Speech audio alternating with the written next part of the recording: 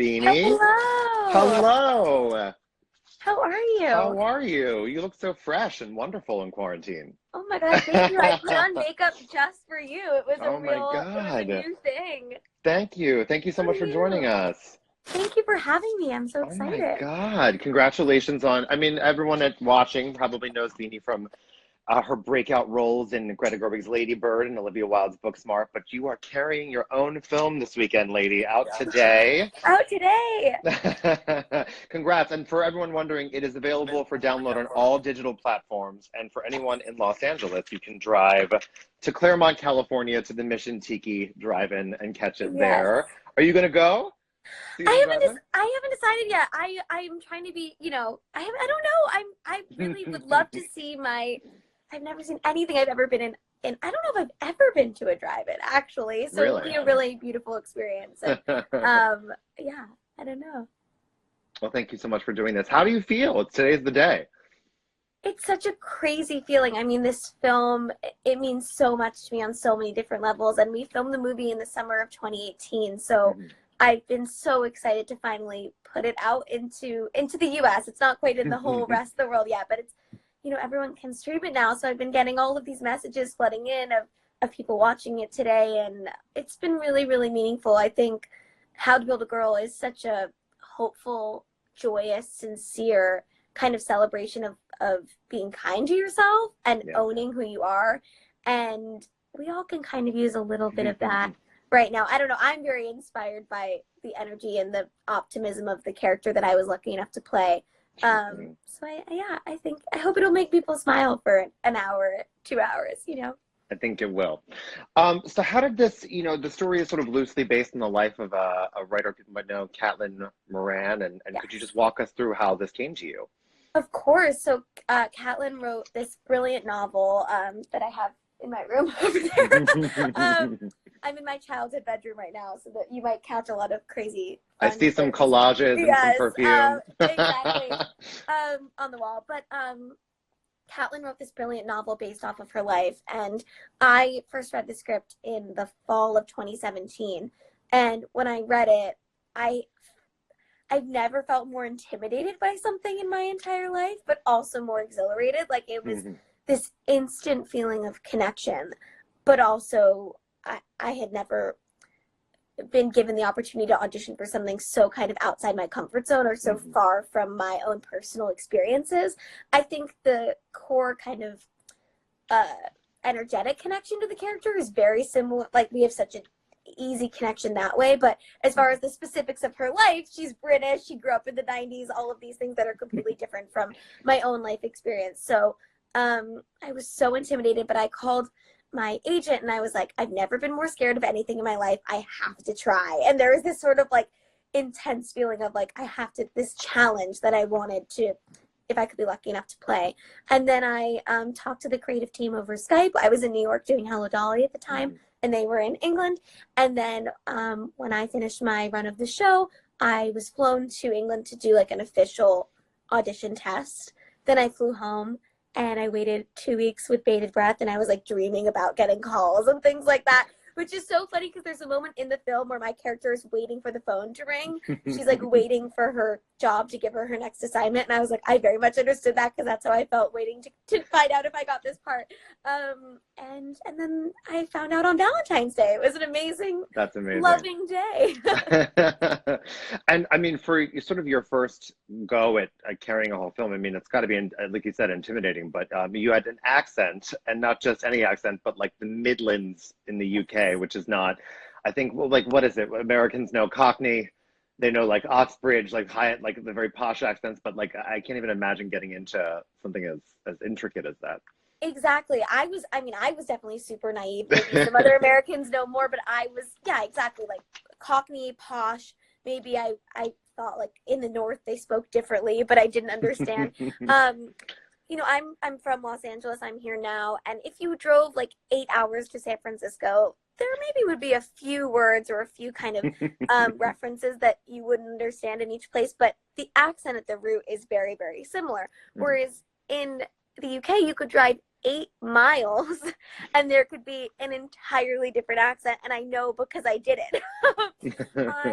I lived in Wolverhampton for 3 weeks, and I worked in a store while I was there. And my director, Koki, challenged me to speak in the accent the entire time that I was um, in the store. And so whether I was talking to a customer or a coworker or like ordering lunch on my lunch break, I had to speak the entire time I was on my shift. And it was a life-changing experience on so many levels, but it also really taught me the specificity of the accent, because it only really exists there the second people move away. Like Caitlin's a perfect example. She grew up in Wolverhampton, but she hasn't lived there since she was about 17. And so her accent has morphed and changed over time depending on where she is. So I knew I had to go kind of right to the source. And I was working in the store, and this woman came in, and I asked her if she was from Wolverhampton, and she looked shocked, and she was like, "No, I'm from Dudley."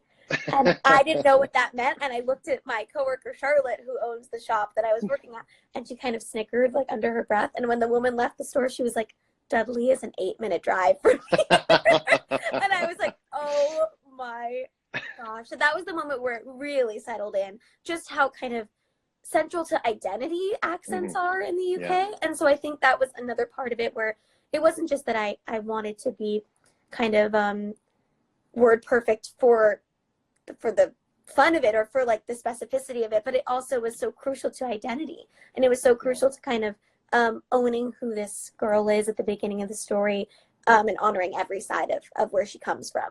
So absolutely. Yeah. So your character Johanna is an aspiring writer who's sort of like, it's a coming of age story, which I know you're familiar with, but many different characters across that spectrum. And she's someone who, what I appreciate about it is that she's sort of an aspiring writer and gets this opportunity to become sort of a poison pen music journalist in 90s London. And it's, she's enterprising and has ambition and sort of confronts an uglier side of a way to achieve fame or notoriety.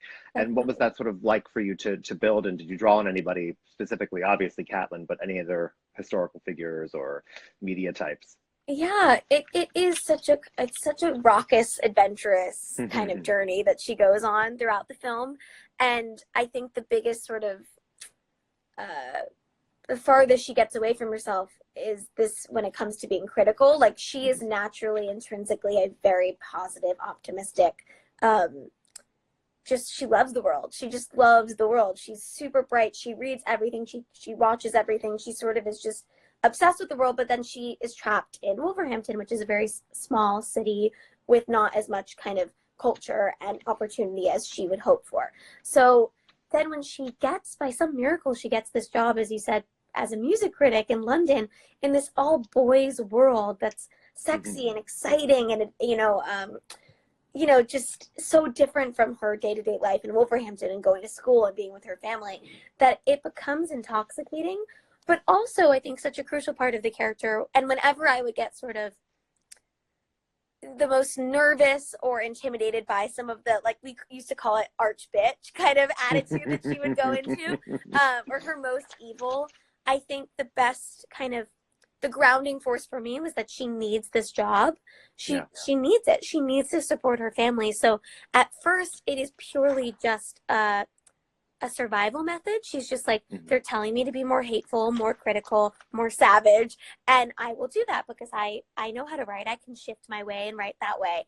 And then, as we all can probably relate to, it kind of becomes intoxicating. And I love the line in the film where she's like, once you cross over to the dark side, it doesn't feel dark at all. You kind of, you don't see yourself there. You're just acting moment to moment, minute to minute. And I kept thinking of it as like when you're in a dark theater or in a dark room and then you go into the sunlight, you don't notice how dark it has been until you're all of a sudden in the light. And I think that is this sort of emotional journey of Johanna's, that she goes so deep into this person that she really isn't, that when she comes out of it, she's very reflective and very apologetic onto the actions that she took. But I always had compassion and empathy for her because it starts off as such a purely like a means to an end, like a true kind of, I need to keep this job and therefore I'm going to do this. And then it takes on a life of its own. Do you read anything critical around your performances? Do you look at reviews? I read everything. I think I had to be honest. I was like, I can't lie. There is, for me, I am always trying to learn. I love learning. I love being a creative person, and I also love being a student. And so I think it's really interesting, for me, it's very stimulating for my brain to kind of read everyone's perspectives. So I always like to read everything, just because I think it's, I don't know, it's interesting to me how people absorb it and take it in. And then I think I can learn and grow from that. For sure. I think the good news is you don't have a bad one yet. So. Oh, don't be silly. Oh, don't be silly. Yeah, seriously. And speaking of, you've been working professionally for about what, 5 years? After Exactly. you went to college, you went to Wesleyan and studied Yes. sociology. I learned as I talked directly Look to at you. you, my man. Well, I mean, I wrote the story. I know. And then in your time working, I think what's cool and sort of unusual is that you've worked with given the sort of terrible numbers about gender parity in Hollywood behind the camera, you worked with a shocking amount of women. Greta, Olivia. On this project alone, you had 3 female producers, a female screenwriter, and a female director. Yeah. And I think that's such an awesome, encouraging thing. And I sort of, how has that been in terms of your start? And do you feel like it's a much different experience than maybe some of your friends or industry colleagues have?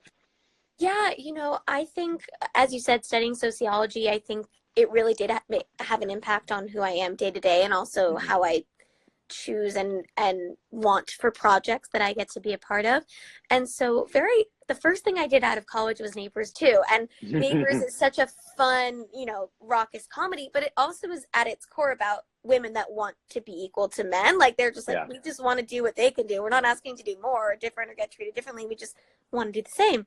And so that was like a really kind of fun, beautiful spin on that want, but it is a want that kind of I know most women feel.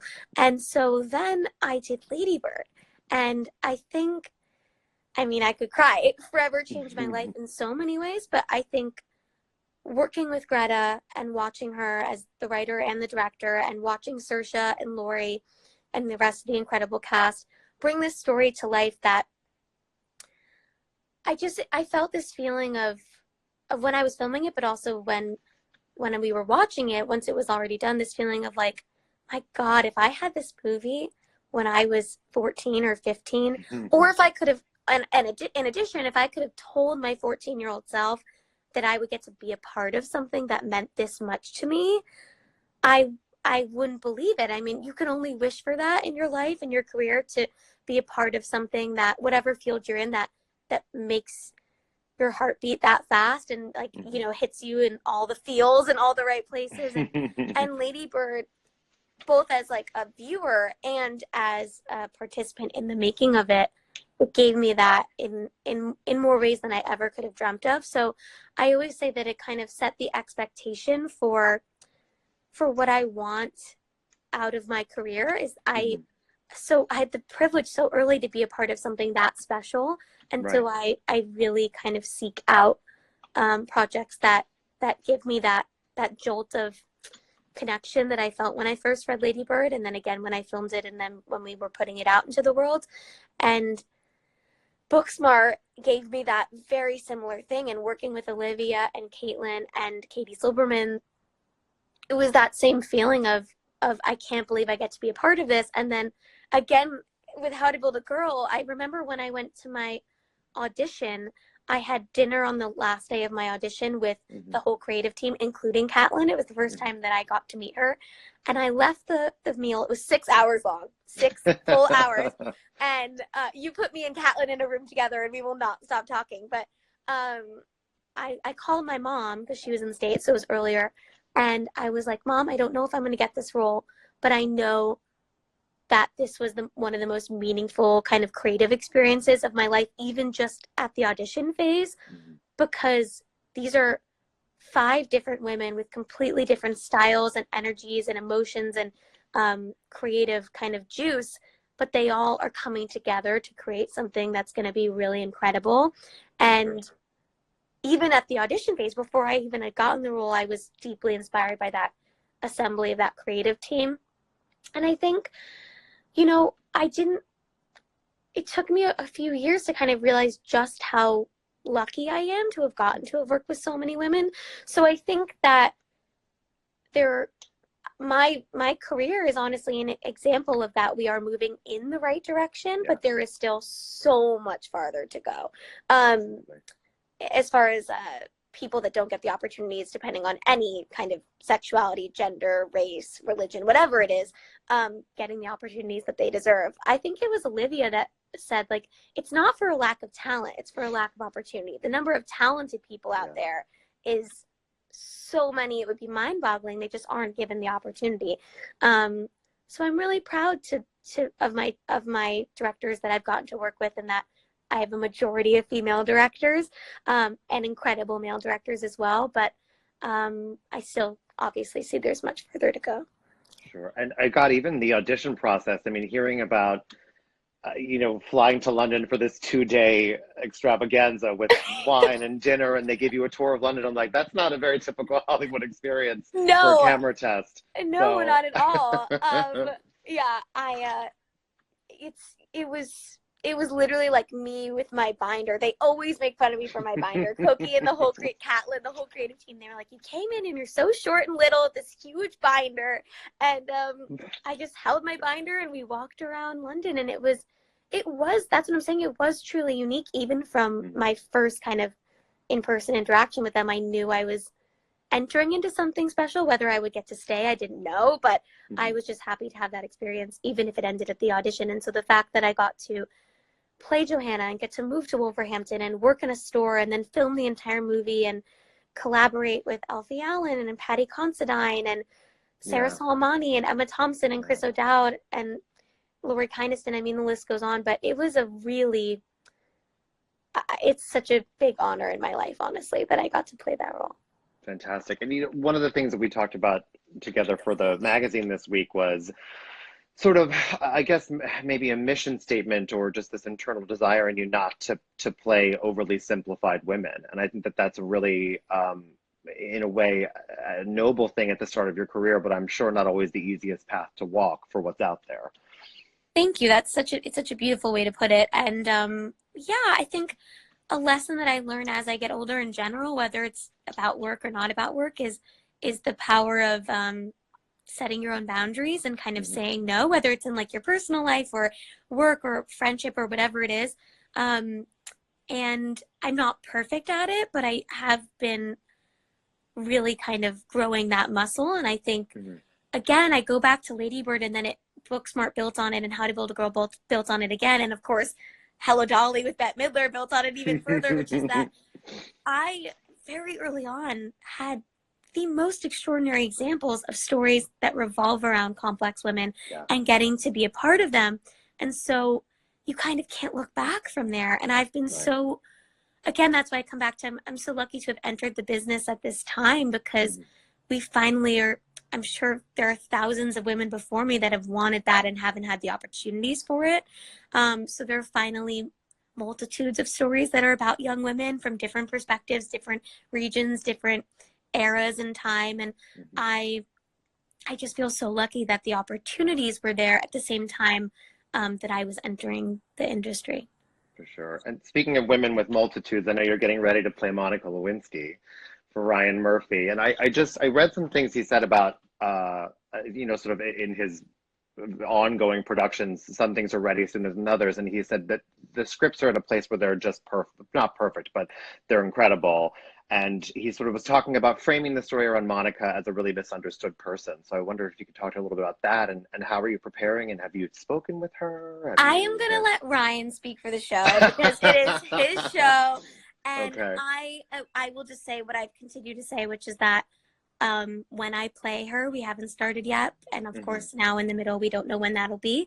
But when I get to play her, it will be truly, I think, the greatest honor of my life. I think, arguably, I think I am so ridiculously grateful and proud to have been given that opportunity, and I'm very excited for when we get to eventually do it. And I promise to come back and talk when it is out, but that is all I can say for now.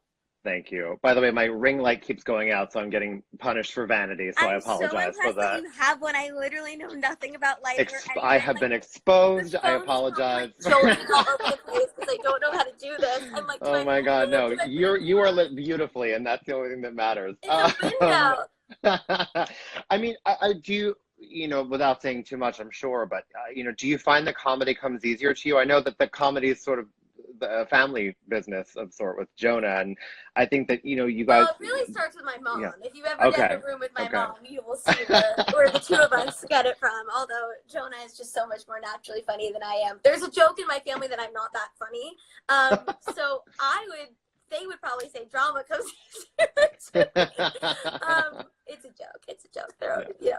I don't know. I would say that like most of the things that I've done, kind of lie somewhere in between. And I think that is so kind of, I don't know, I think it's the dualities in every human being that make us interesting and make us complex. And so in my own self, I'm a very optimistic person. So I tend to be more like positive and buoyant and gregarious, but I also have felt extreme pain and sometimes go to that place as well, and don't want to shy away from that. So I think it's kind of that push and pull in all of us that is interesting in life. So I often find that when I read scripts, it's that kind of swing or kind of ebb and flow that I'm really drawn to. So yeah, and How to Build a Girl, Caitlin is just like a force to be reckoned with in kind of every way, but she is so naturally funny. I was texting with her today and I was just like crying on the other end of the phone with laughter. And so there's so many outrageously funny moments in How to Build a Girl, like specifically the beginning of the film. My character Johanna is given the opportunity to go on live television and read a poem. And it is one of the most mortifying experiences I think anyone has ever gone through. And painfully funny. And there are so many comedic moments. But then as she kind of grows and changes and missteps, there are often really painful moments and moments. I think one of the hardest things for me to play, but also to watch and read about, is when someone really is upset at themselves. Like that is the truest kind of, I don't know, it's dark in a different way in some way. And Johanna is a really thoughtful person. And so there's moments towards like the third act of the film that she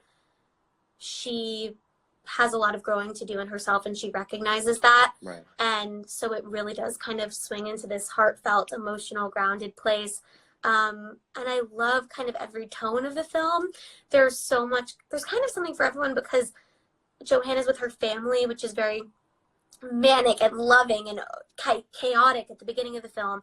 And then she's in this world of music in the 90s in London, which is like sexy and grungy, and there's all these boys, and it's playful in that way. And then she meets Alfie Allen's character, John Kite, which is her first interview, and he's this beautiful rock star, and they start this kind of fall into this friendship, and they're both very eccentric, larger than life characters in some ways, but together they really ground each other. So there's kind of a stillness, I think, when the two of them are together, or like a playful stillness.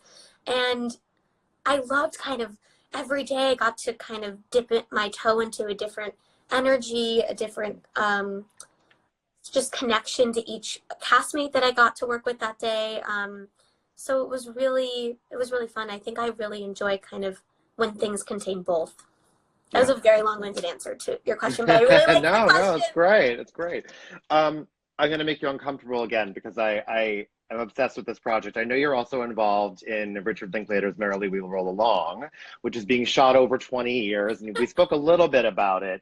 Poor thing, you're going to be asking me about this for 2 decades. You're going to get so bored. Serious? I never bored. But I mean, I just think that it's, storytelling like that is there's such a lack of adventure in that way that obviously Linklater did with Boyhood. But the idea that you would film in bits and starts over 20 years, I think you told me it was a passion pact between all of you guys, you, Ben Platt, and Richard. And how do you get roped into something like that? Well, I think honestly, filmmaking, creating art in general, I'm sure all of us that can attest to that, it's all a passion pact. I mean, there's so much. I think of like days on How to Build a Girl where we had like no time, no money, we just had to get it done. It all comes from this place of like immense passion and that's why you're there. But obviously a 20-year commitment is like a different sort of version of that. And I am such a ridiculous fan of Rick's. I think he is beyond. I was in, way before this all happened, in December, I was in Paris and they had an exhibit of his work at the Pompidou, and I was just Oh, wow. kind of blown away by taking it all in at once. And I could recite you every line to School of Rock, literally every single line. So, I mean, he's just a genius. And so, and Sondheim is my everything, and Ben Platt is my best friend and my soulmate. So, it's going to be an exciting journey, and yeah.